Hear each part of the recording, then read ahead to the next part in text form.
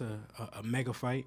I've been calling out Ryan for years now, so it's good to hear that he finally won a fight. It sucks that it came after he took a L, but it was only a matter of time. But now he finally want to call me out. But at the end of the day, it's still a big fight, and like I said, I'm willing to make I want to make the best fights, biggest fights happen. So calling you? Did he call you out, or is he calling for clout? Because he got your number. Yeah, nah, for sure. Huh? Yeah, nah. I mean, you know what I mean? Why are you talking to them? You know what I mean? What's crazy? I seen Ryan maybe right before I went into training camp. He didn't say nothing about fighting me. So, no. I literally was shopping in LA. And we ran into each other at the store. He didn't say nothing about fighting. I mean, I keep hearing this Ryan Garcia. Is that real, Eddie, or what? I mean, it's come from Oscar, which doesn't necessarily mean it's real. But Ryan said so as well. But listen, that's a great fight. I think Ryan should be chasing the champions at 140. He should be chasing the number one in the division.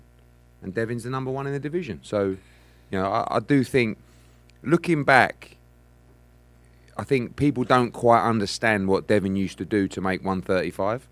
Like when I used to work with him before he had to go over the other side and rob the bank, he was done at 135, and he went on to have 3 more fights at 135. 2 of them was travelling to the other side of the world to make weight, which I think is an incredible achievement. And he's right. There is no way he could have fulfilled the potential he had as a fighter at 135. And I think for years and years, like we chased the Ryan Garcia fight, no one wanted to fight Devin Haney. And everyone uses the excuse. When you've got a really good fighter, everyone uses the excuse, oh, they just don't sell. It's not a big enough fight. No one knows who he is. But he's actually gone to Australia, become undisputed, come back. Those fights that he had, beat Lomachenko.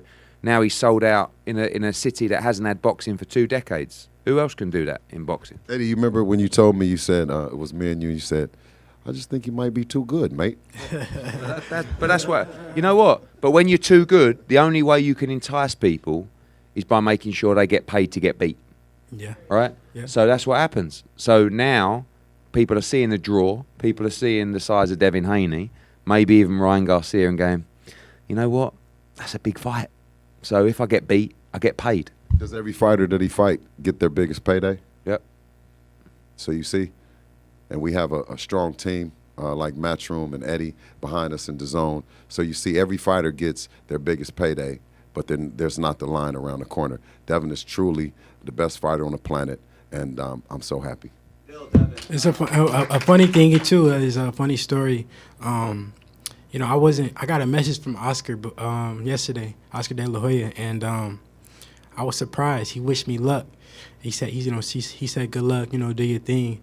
And I scrolled up. I looked at the message before, and the message said, I told him to so it was funny, but I told him, thank you, him being a legend and him wishing me luck in this fight. Obviously, you always want to run it back when you take a loss. I feel like at different circumstances, I could beat him. But also, Devin Haney, we have a long history in the amateurs, and he obviously has a pretty big fan base as well, so that would be great too. And Teofimo, he could talk his ass off, and his dad too, so that'd be crazy.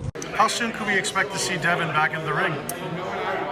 I mean, I think when you fight in early December like he did, sometimes you sort of March or April's your date, you have Christmas and you recover. But the kid's a consummate professional. Like, he's always fit and strong and well, and I think he's got a really good chance to have 3 fights next year.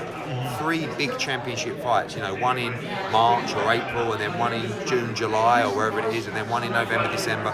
That'd be a great year for him. Like I think you really have to say he probably is the fighter of the year, and I think when you go into 2024, I think he's going to be right up there again, because he's going to be in the big fights. Like, he's not interested in fighting defences or voluntary defence. Like, he wants the biggest fights out there, and you could see his year look like something like Ryan Garcia, Teofimo Lopez, Tank Davis. Oh, you have him for that many fights? How many more fights do you have him we with? got the next fight. I think now that he's the draw that he is, I expect him to end his career with us. Because last time he had to make a move, to get the Undisputed Championship. And we understood that. But now, through the success of the promotion and the numbers, you know, hopefully we can work together for a long time. Eddie, those are some big names you threw out there, but as Bill Haney himself said, it isn't too far-fetched for a possible move at 147. He even name-dropped Crawford, I believe. Your thoughts on the potential jump that high? You see the size of Devin. I mean, he looked like the bigger weight class to Regis, and Devin was coming up to 140. So I see him fighting at 147, no problem. Yeah. I think he's going to be stronger at that weight. I think he's going to punch harder as well. You saw that even at 140. Like, he was stronger, he was hitting harder. I think he'll be more robust.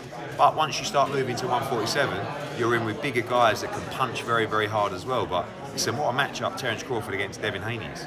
I mean, it's a tremendous fight. And with the kind of performance that Crawford Chiz had, any concerns of Chiz jumping straight up at 147 and going for that kind of level of a fighter right off the bat? Yeah, I mean, you'd always want to settle yourself in a weight class, and you're not really settling yourself in against Terence Crawford. But, you know, I think Devin's got big plans, he's got big belief in himself, and he wants to fight the very best. Last question. Lastly, what do you think about Oscar really campaigning, wanting that fight against Devin versus Ryan? Well, he never wanted to fight before. You know, Devin said this recently, you know, until he started selling out arenas and doing numbers and beating Lomachenko, we were calling for the Ryan Garcia fight well before the Kambosos fight. So if Oscar will take the challenge and if Ryan will take the challenge, which I believe they might do, we'd love to get it made as soon as possible.